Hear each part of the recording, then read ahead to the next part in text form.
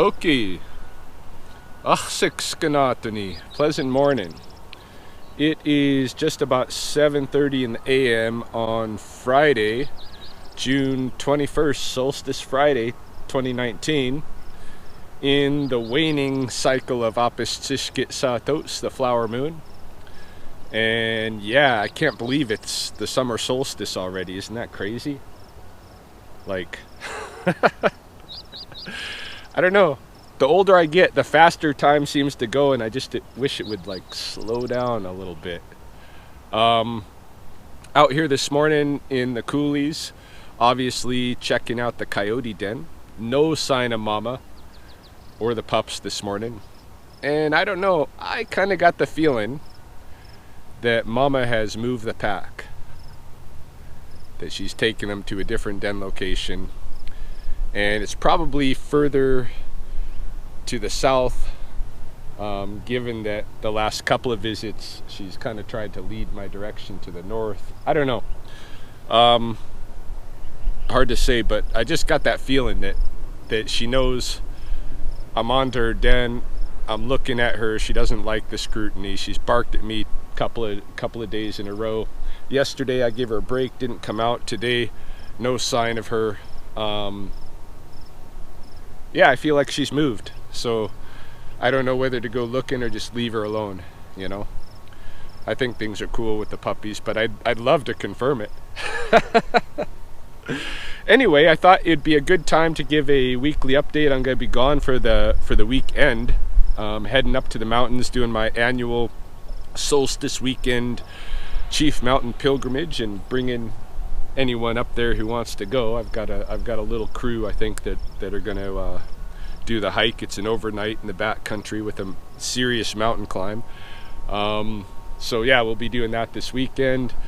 I'll probably come back out here again to kind of peek and see if the family's around on Monday morning, but I would be surprised if they are. I think they moved.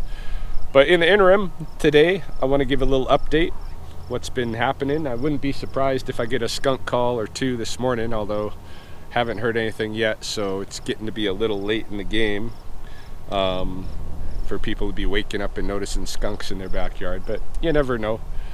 In any case, though, there's been several different episodes of wildlife encounters this weekend to recount, and other things I think on the burner too that I should put out there, some news about. Anyway, good morning, and let's get the day on, the solstice day. All right, it's now 9:45 in the a.m. and it seems that on the southwest end of Lethbridge, you know, Riverstone, Sunridge, Mount Blackiston area, some residents are just starting to get out of bed. No, I'm kidding, but I had almost given up on getting a skunk call this morning. You know, I'd anticipated at least one, maybe a couple of different skunk calls. And given the hour, I thought, everybody's up and has probably surveyed their traps and nothing's going on. But sure enough, I've got my first call. Well, I just finished picking them up. This was a trap that I set just yesterday evening, and it's another scenario with a family of skunks living under somebody's shed. Overnight, I was able to catch 2 of the young ones, and I'm gonna bring them to what I'm calling my wildlife safe house. Now, the safe house, if you remember from a couple videos back, is a residence here in Lethbridge where the owner, who's been a long time follower of my YouTube channel, saw that I had a need, and so said, hey, if you need to bring wildlife here while they're moving, you know, between yourself and a rehab center, between yourself and being rewilded and what have you, bring them on in. I'm good with it. So I think in that last video I showed I just started catching members of another skunk family, some of the young from another skunk family, and then I meant to get back with updates, and I hadn't yet. Over the last week, I was able to catch, I think, 12, 13 babies from about 4 different skunk families, and I was able to lock them in a shed with a mama from the original family that I tried to catch. And that mama, only 3 of those babies in there were her own, like genetically, but she ended up taking on the whole lot of them. And before I let her loose, she had been nursing all of them, and it was evident that they had bonded. So it was way better than the technique that I used last year when I didn't have a facility like this to play around with. Last year I was just releasing babies, and then if I caught members of the same family, releasing them in the same spot and hoping that they connected, and I never knew if they did or not. This is far better, kind of locking them in one location and letting the mom really bond with the babies before doing a whole family release. So yeah, this is working out well, and I'm taking the 2 new babies over here this morning. I'll drop them in the shed, and they will be the start of another skunk family. Hopefully I can catch their mom. I guess there was 5 sighted at the location that they came from, so I've got 2 of 5 kits plus a mom to still catch, or 3 of 5 kits to still catch plus a mom. Any case, yeah, the safe house idea is working well, and over the past week I've had several different animals transition through there, including a hatchling grackle. Right now we have a skunk who I picked up yesterday who has, I think she was clipped by a car, and so she's paralyzed in at least one leg. You know, if I had a way to euthanize, would I use it? Not necessarily without seeing whether she's survivable. So right now, the homeowner of the safe house, who you may meet, I don't know if she's prepared to do that yet, or if she's interested in doing that, becoming more public, but you may meet her at some point. Any case, she's taking care of that skunk, and after now almost 24 hours, it's still alive and well and eating and defecating, and so it's gonna probably survive this, but with some paralysis on one back leg, so it can't just walk perfect. And interestingly, it hasn't ever sprayed, right? So it may not have use of the anal glands to spray, which is a good thing. Anyway, let's go drop off these 2 buggers. And then we're going to go meet with Loris. She's going to do a news report today, I think, on the fledgling magpies and other birds that are ended up in the roads, and just cautioning city residents to recognize that they are babies and they need some time to train. Don't just run them over. So we'll go do that news report next.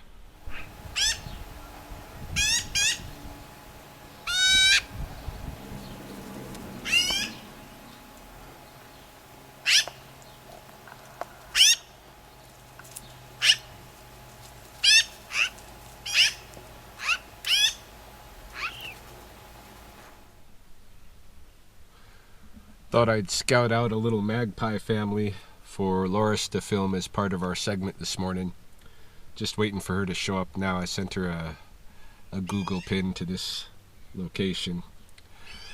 So it has a bunch of fledglings here. They were kind of out on the lawn here, picking at worms and begging from each other and begging from their parents when their parents hopped in. That would have been good if she could have got some of that with her better camera, but I'm sure we'll track them down once she gets here. They might be relocating a little bit, but from all the begging calls of the juveniles, it's not too hard to find them. The trick, however, is distinguishing a juvenile from an adult when they're out on the road, you know. Good luck with that. At the point where they're at now, at the stage they're at now, their feathers are grown long enough that really the easiest way to recognize them is to look at who's making the begging calls and who has the pink mouths and the blue eyes, you know. But that's not easy to see when you're driving down the road. So the whole point of today's segment is going to be like, be a little cautious of birds on the road, because they might be just babies who don't know what the heck they're doing. And it's going to be like that for the next 6 weeks or so, as they kind of learn their way around our new environments here, which they're doing well. They're fitting in pretty good. So we never did end up filming that magpie family.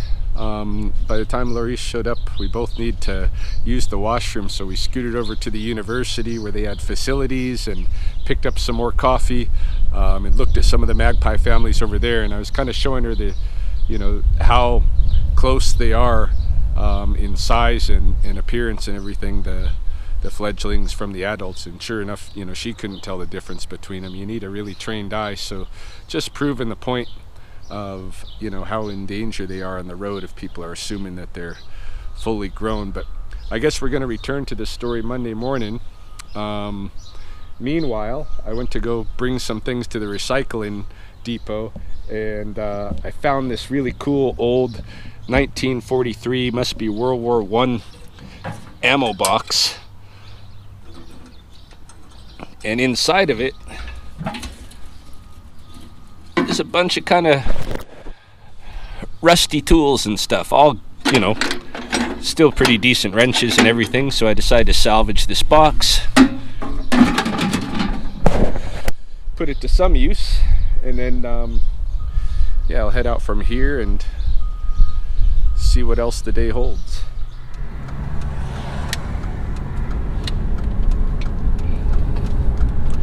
So it's evening time now, and I have with me the Wilds, Mr. William, Cody, backseat shotgun, and Mr. Reed, who's passed out because we've been in the car more than 10 minutes. Which is alright. We're going on a mission this evening, but before we get to that, let's finish the updates here. Nothing much happened this afternoon as far as all that goes. After I was done walking the campus with Laurice, looking at the magpies and such, priming ourselves for Monday's story, I set a couple of skunk traps on the north side, checked one of the skunk traps that I have over there that I wasn't sure whether or not the residents knew to call me, and then drove back to the university, picked up Mahoney. At the house, visited a little bit with Anya, dropped off Polly Dog, but Anya is really growing. She's getting her sight back. Growing? Yeah, the Anya, the raccoon. Remember Anya Raccoon? Anya's getting pretty big. She's getting pretty feisty. She's getting a lot more difficult to, she's very willful, and she wants to do what she wants to do, and she'll put up a little fight if you try to stop her. But what I like to watch is the sparring matches between her and Pumpkin, who is Justine's puppy over there. The two of them are really age mate, almost play pals. But Anya's quickly outgrowing Pumpkin, and we'll see what happens there. Right now they're playing pretty good with one another, and as like a jiu-jitsu practitioner, I always get a kick out of watching them and seeing what their techniques are, because it is really all animals do this. It's martial arts. It's the real martial arts, and they're practicing for fighting, but they do it in a way that they don't hurt each other. So yeah, I watched them playing for a while, and then it was time to get on with some of my errands and such, one of which we're on our way to tonight. So Chelsea and I are headed to the mountains for the weekend, although the weather might end up canceling us out. I don't know. We'll see. But we're supposed to be going backcountry to Chief Mountain. I have to run around and pick up a couple of things for that in terms of supplies, like food and stuff. But one of the big aspects of this trip up the mountain is that on Sunday morning when we wake up, it's Chelsea's birthday. And so the three of us are out this evening. We're going in search of birthday presents. Hey, these guys are supposed to be thinking about what we want to get, but we're going to go in search of a birthday present for Chelsea that she can get when she gets home from the mountain. And I might look for a little something that I can give her while we're up there. But that's our evening. and we'll see if there's any more accompanying video to go with it.